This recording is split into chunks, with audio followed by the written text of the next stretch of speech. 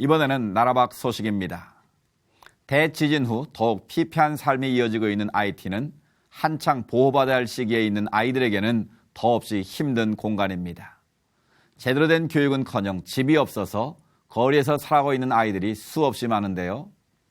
영육간의 보호와 돌봄을 위해 엄마를 자처한 한 여성이 있습니다. 매일 거리 아이들을 찾아 나서는 이야기 지금부터 전해드립니다.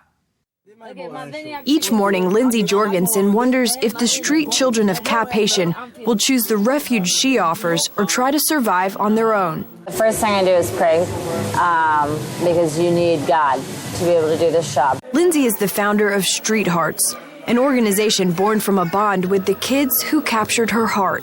The streets of Haiti are no place for a child, but because of poverty, abusive situations, or simply having no family, that's where many of them end up. They're forced into adulthood at 5, 6, 7 years old. And the longer they're on the street, the harder it is to reverse their mentality or to come in and try to help guide them, because at that point they've already been so wronged that they feel like they know everything and everybody's against them. Lindsay first connected with the street children of Haiti in 2012. She would literally run across them on her daily jogs along the boulevard. She soon discovered they shared something in common. It was kind of like I definitely stuck out and I was the odd person in town, and they are also in their way the odd ones left out in their communities. They didn't have anyone, I didn't have anyone, and we just started hanging out. By earning their trust, she heard their stories. I was 6 when I was in the street. I had a friend named Zama, and he was on the streets with me. And I was in the street with my friend Zama, and some other street guys came and wanted to cut us with a blade. Everywhere I went to go to sleep, they came and followed us with that razor blade. Guys used to come and beat us and take money from us. Money we collected begging in the street. Heavy sexual abuse,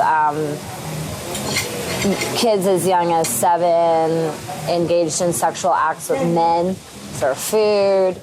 That's why Lindsay started Street Hearts. Her mission? Create a safe haven for boys living on the streets of Haiti. The ministry recently realized it had an even bigger calling due to an increase in street violence. One thing we've seen recently is child sacrifice, and that is due to the voodoo here, that a voodoo doctor would come and for whatever reason someone would pay to steal a child's soul. So then they kill the child, they basically stone him to death, and then they take the soul of the child.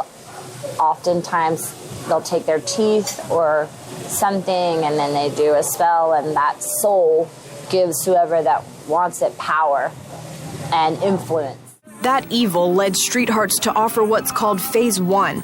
Kids who aren't ready to fully leave the streets can catch a tap-tap or Haitian taxi that will take them to the Street Hearts shelter. They receive a meal, shower, and clean bed for the night. Then they officially join the program and move into a bigger shelter. A Street Heart team works with each boy, teaching responsibility, discipline, and respect. Most importantly, they learn they are somebody and they're loved. We serve as father figures to them, and we use that as medical treatment in their lives. Patience, love, more patience and some more love. You just gotta be patient with them. Most likely they'll come along. Lindsay feels a daily struggle between the weight of her work and the normalcy of it all. You never know what's going to happen. You don't know if a child's going to die that day, who's going to be sick. And then on top of that, you're dealing with basically the day-to-day mom stuff, which is school, soccer practice. This one's got this issue. One kid wants you to see his art project, running errands everywhere. And it's not, 2 children, it's 75. Phase 3 helps those over 18 focus on workforce development. The Street Hearts team finds partners to take on the kids as interns. The progress can be slow. Transforming a hardened adult in the body of a 6-year-old back into a child takes time. It's imperative that you take a step back from time to time to just look at them and see how far they've come, whether it's in their mannerisms, the way they dress, how they represent themselves, getting report cards.